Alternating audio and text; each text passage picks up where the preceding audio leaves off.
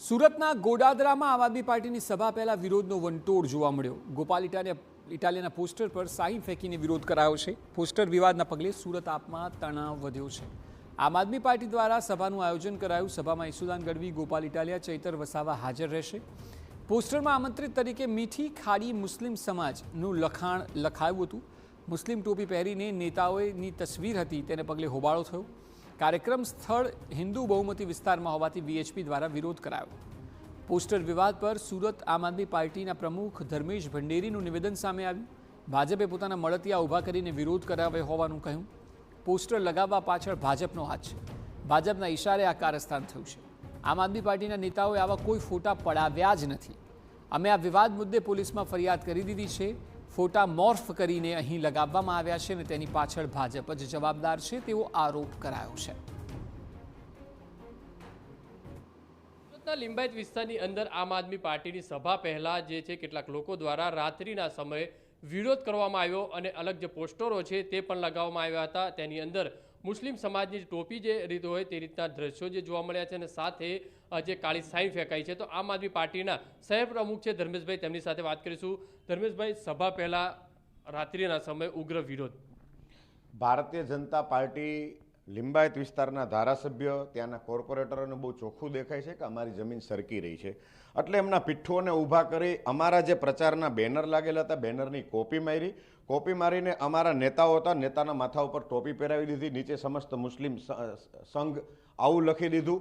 જાતે બેનર લગાવ્યા, મોટા બેનર, અને બેનર લગાવીને પોતે સ્યાંય ફેંકે, એટલે ગુનોય પોતે કરવાનો, બદનામ આમ આદમી પાર્ટીને કરવાની, કામ પોતે કરવાનું, બદનામ આમ આદમી પાર્ટીને કરવાનું। અને આ લોકો એવું કહે છે કે અમે હિન્દુ ધર્મના રક્ષકો છીએ।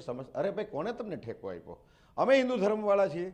અમારા નેતા છે એ સનાતની છે, દેવીપુત્ર ચારણના દીકરા છે, ઈસુદાનભાઈ ગઢવી અમારા નેતા છે। ભાજપને અને એમના પીઠોને એવો શું હરખ છે કે અમારા નેતાઓનું ધર્માંતરણ કરી રહ્યા છે? આ બાબતની ફરિયાદ ગોડાદરા પોલીસ સ્ટેશનમાં અમે આપી છે।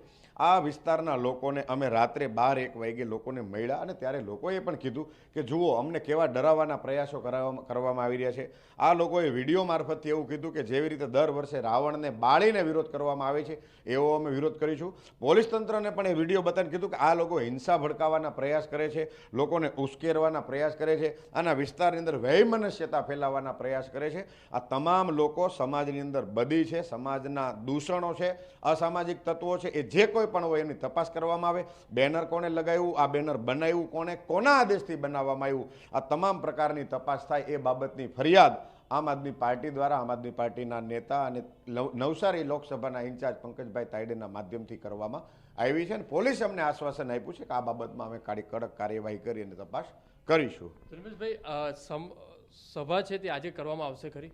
જી હા, આજે સભા કરવામાં આવશે અને બહુ જબરદસ્ત સભા થશે।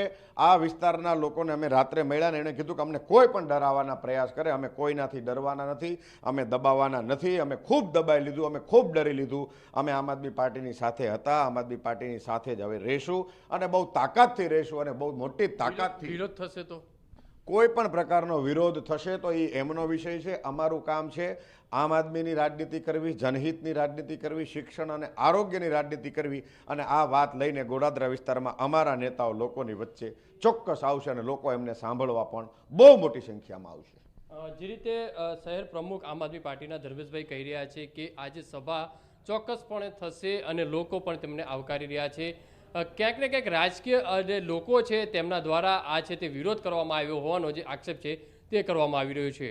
કેમેરામેન સંજય ચંડેલ સાથે બલદેવ સુથાર, TV9 સુરત।